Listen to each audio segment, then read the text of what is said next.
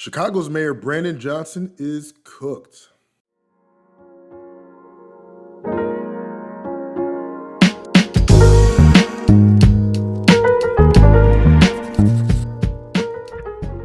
Welcome back to the Furnished Mind, and remember, Christ is King. Let's go. So, the great city of Chicago, they've turned their backs on Brandon Johnson, the mayor who was supposed to bring them out of the miry pits that Lori Lightfoot left them in. One thing I know about my people, Black Americans, we always want to hoist up our Black women, our Black men into positions of power and authority because we want to see them win on our behalf. We want to see them champion our community.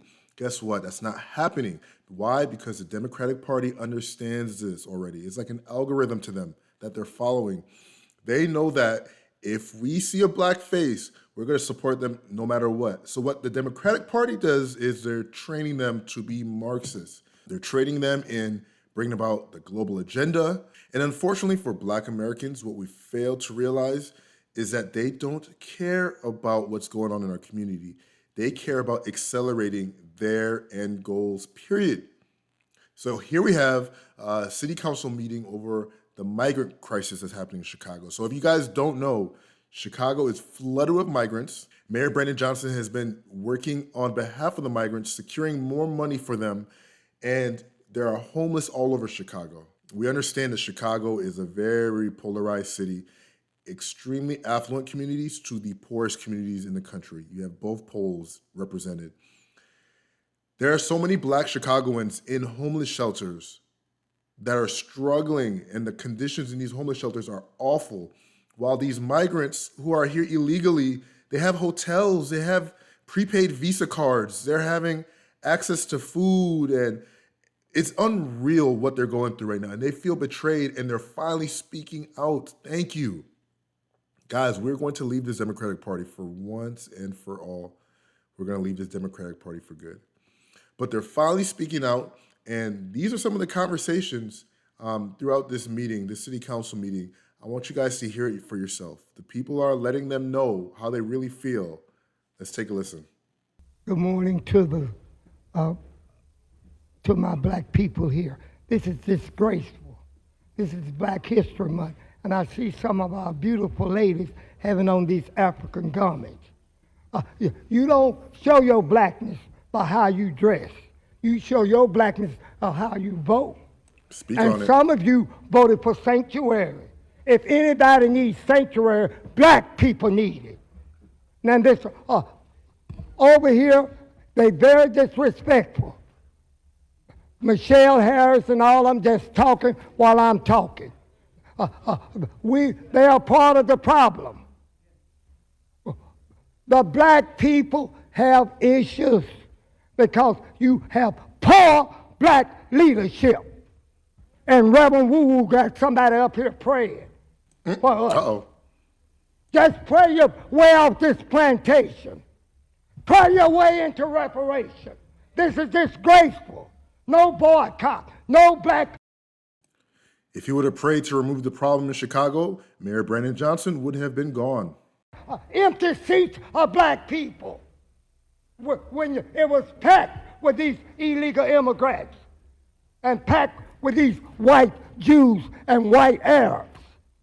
Where are the Black people? The ancestors hate you. They never knew that you were going to turn out like you are and do what you're doing. You're disgraceful. The miseducation of the Black man, Carter G. Woodson said, the miseducation of the Black man. And what kind of man did they make on the plantation? Use your imagination. It started with an end. We got to purge ourselves of that and become strong Black men and women. You got no representation. Black faces in high places, but no representation. It's sad. Look at here. This place shall be packed with Black people. You have no pride. You're disgraceful. You He to lost the him. ancestors.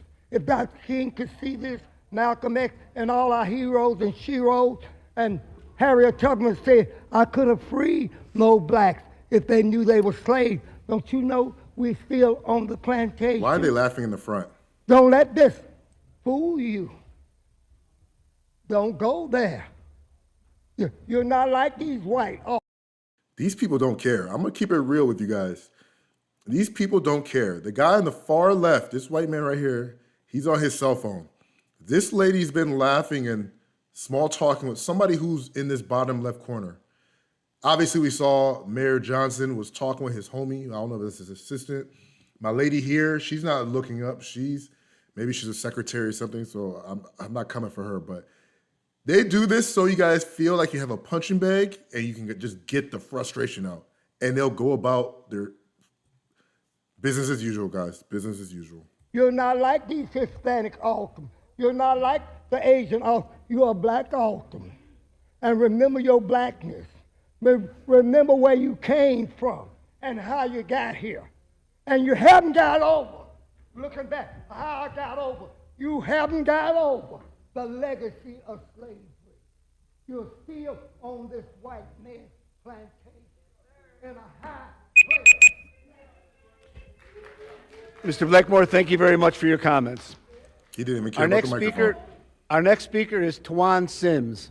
This city council meeting, oh, this is useless. This is just a big Good punching morning. bag. Good morning. I find it courageous the way the man speak. I know y'all think it's entertaining, and a lot of us will bow our heads to it because we convicted by it. But we losing in this city, black people. I'm the young black man that love black people. I'm the young black man that's wild about black people. But I'm also the young black man in this city that's being underserved, mistreated, and just basically made to be invisible. I've been attacked in this city, shot multiple times. I've been pushed to the side by law enforcement. For what reason, I don't know. I'm attacked by judges. For what reason, I don't know. I guess it's for speaking up for black people. Gotta get to your point, my brother. That's the only thing I can think about. Get to your point. But we just received new representation in Brandon Johnson. Here we go. I was like, yeah, we got a smart black man in the school board, all these little different things. I was like, yeah. But then I think about other things. So to speak about what, I'm from Rogers Park. I'm from the north side for 30 years. I'm sure most of you all are here about Paulina or East Rogers Park and not understand how can that be a part of the north side of Chicago? Multiple murders, unsolved. My brother was killed in 1995. His name is Walter Sims. I have not had a follow-up call. There was a young man murdered, a few months ago when the yellow line crashed. His name is Kenneth. He was murdered by a young man named Kamari. I know both of these young kids. Friends murdered, but one of them is going to get off because the charges that were filed against him were dropped. So the city is showing us that black lives don't matter, or black life does not matter to it. And we being condemned in this sense. We being forgotten in that thought. So I'm the young black man, Tawan Sims, that love black people and want to see some type of resolve in it. Some reparation, maybe. Some understanding, hopefully. These are our electeds. We got Maria Haddon, Alderman Bill in the far south side. Everybody that should feel responsible. Everybody lining their pockets, everybody getting something out of it. Everybody, except for the people. So we ask, honestly, wholeheartedly, when do we get the consideration? When? Honestly, I'm from your Ward 49. We got a congressional woman been in the office for 24 years. When do we get some consideration? No, don't shake your head, Maria, because I've been hitting you up for the last few weeks. I'm sleeping in the 24th district, woman, and you still ain't, please. She's looking at her watch. Sorry, y'all. Sheesh. Thank you very much for your comments. Our These next council speaker members are is savage. Jessica Jackson. Guys, you can't keep voting for them and expect them not to do this. You have to try a different idea, different plan, different direction. She was looking at her watch while he was coming for her. She don't care. She got a lunch appointment. I'm sure everybody knows about a movie, Scarface, right? It's a classic, Al Pacino, right? Everybody knows about that movie. And we focus on the famous lines in that movie. You know, the acting and the hello to my little friend and all that. But it's the beginning of that movie that matters. When those words are coming up on that screen, that's what matters. And those words say, in May of 1980, Fidel Castro opened the harbor at Muriel, Cuba, with the apparent intention of letting some of his people join their relatives in the United States. Within 72 hours, 3,000 U.S. boats were headed for Cuba. It soon became evident that Castro was forcing the boat owners to carry back with them not only their relatives, but the dregs of his jails.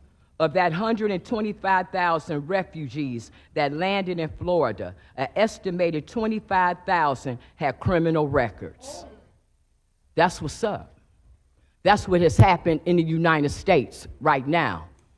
All this asylum-seeking lie, all this about refugees, no. What's happening is they're emptying out the dregs of their jails into the United States, into our communities. Trump said they're we're not getting their junking best. up our country. And yeah, we feel some kind of way about it because it's our country. It's our country. People like Vasquez and them, look how disrespectful they are. Now, you just gave that man a resolution for his father's restaurant. And every time we get up and talk, he's working this room. Look at him. Look at him. But he wants his resolution for his father to be respected. Vasquez, Lopez, all them want their people to be respected, but they can't even give us the dignity for what we built, but them. Ain't no question about it. Yeah, Black History Month, the American descendants of slavery. And I want you to know, Brandon Johnson, I understand what Breakmore's saying about we still on the plantation, but what you're looking at right now, this is what a free Negro look like. And I'm telling you, we're going to get our city back. We're going to stand for our people. We're going to get them out of our communities because they don't deserve to be there. Anytime they can't give us 3 lousy minutes of their attention while we sit here and watch y'all get them all kind of money, you watch us. We black out here, and we're going to handle our business. You watch that. I'm a free black woman. This is how we get down. I love it. But guess what? Just don't vote Democrat. Thank you very much for your comments. Let's start with that. Our next Don't speaker vote is Democrat Zoe again. Lee. The next one is not going to be the one that saves you guys. It's not keep trying until we get the right one. I'm going to start with the words of Desmond Yancey. We got the MAGA This hat, I think? behavior is not Okay. only acceptable, it is an indication that he is unfit for leadership. Majority of the people sitting on city council is unfit for leadership. And I know this is not the same Yancey that didn't vote censure Carlos Ramirez Rosa because they would weaponize you. None of you public servants cannot afford to be arguing and fighting like children when it's a whole war outside. Let's get into it. It's 68,000 Chicagoans that are homeless. Majority of them are black. Our black kids are running rampant out here, record carjackings, record auto theft, and robberies. Downtown has 3 to 4 illegal families on every block begging for work and selling Kit Kat bars after $1 billion was spent on them. Where is that money? Where is the money for the South Side and the West Side communities? That should be the argument. There is It's none. 20 black aldermen and women and a lot of upset black constituents who voted y'all in. So run into the white media outlets who won't even run a story about stolen properties being taken in our communities, the displacement of elder people, the mass illegal evictions happening on the South Side, and the massive bed bug problem that the Chicago Public Housing Authority has had and is not being addressed. When it's a Chicago bed bug ordinance that is supposed to charge the landlord $2,000 per day. So just like the Latino, all the people in here that stick together, it should be the same with the blacks. And lastly, Hold on. That means the Chicagoans, the legal citizens of the city of Chicago, oh my gosh, that means they're dealing with a bedbug infestation while the illegal migrants have hotels that are paid for by the city and they have clean beds. Oh wow, that's different. That's dirty. That is dirty, no pun intended. That is dirty. But let's continue. When are you going to find a floor leader? It's been 3 months. That should be another argument. We also will be voting no to bring Chicago home on March 19th. And Mayor Johnson, glad to hear you decided not to ask City Council to approve not another dollar for the illegals. If the crisis is so bad, the City Council members who are so concerned should donate their salaries to the cause like a real public servant should. Happy fucking Black History. We just want to remind that speakers are reminded that people of all ages are listening to the public comments, and we ask that you please refrain and respect the others and refrain from personal attacks or using profanity. They are Thank you cooking very this much. mayor like fried rice. Oh, boy. Our next speaker is Michael Young Bay. May I have your undivided attention, please? Yes, you do. Good morning. Okay. Because when someone's speaking up at this mic, shouldn't the alderman be talking or having no sidebar or nothing? That also is in y'all rules. Just as well as when the vote is on the table, or you're doing a roll call, shouldn't nobody be leaving in and out. But that happened during the Emmett incident. You see, y'all not respecting the rules, and so you're not respecting the public. And as the chairman, the mayor should be calling y'all out. That's what a chairman do. He don't sit back and allow y'all to break the rules. Because if we do something that you don't like, then you want to call the police. You want to have a person removed. You see? What we've been speaking about is about reparations. We've been down here speaking about fair wages. We've been speaking about the homeless of our people. And for the most part, it's been falling on deaf ear. It's been falling on deaf ear. You can say I prophesied this day, because yesterday for the members that was here, I say it'll be us 3 plus 1. So Joey here today. And I gave honors to Greg Mitchell. And today I give honors to Haddon, you know, for hearing my wife, for helping, assisting. You got to get to the point, my brother. Jeanette Taylor, for bringing us in point. her office to hear got 3 minutes. our plea. Also to Yancey. I give high honors to him too for assisting me, etc. We have to show more love and unity amongst each other, because it's a bigger fight out here. It's a real big fight because, you know, I'm actually experiencing all these things. They say they gave migrants $9,000. Damn, they let us go all the way months to get in court to where our bill ran up to $9,000. We came down here. I gave you a hard drive with every information on there, Mayor Johnson, and you still haven't met with me and my wife. What's going on? Why you can't meet with us and the discrimination that was happening to us? Y'all be talking this stuff about the children and stuff. It started over them, over Salvation Army discriminating against my child, a 5-year-old child. Well, at the time, 3. Broke my daughter hard that she can't go to the class that they had in the Salvation Army. She was crying for weeks. She have a delay right now because of that, because my daughter don't like just toys. Her number one thing is education at school. You see, I've been fighting a lot with the nonsense that's been going on. Then I come down here and it's the nonsense. And City Hall supposed to be something sacred, but yet y'all got somebody pastoring, sound like he running for a campaign. Thank you very much, sir, for your comments. Your Honor, there are no further speakers who have timely signed up for the public comment period. Thank you very much.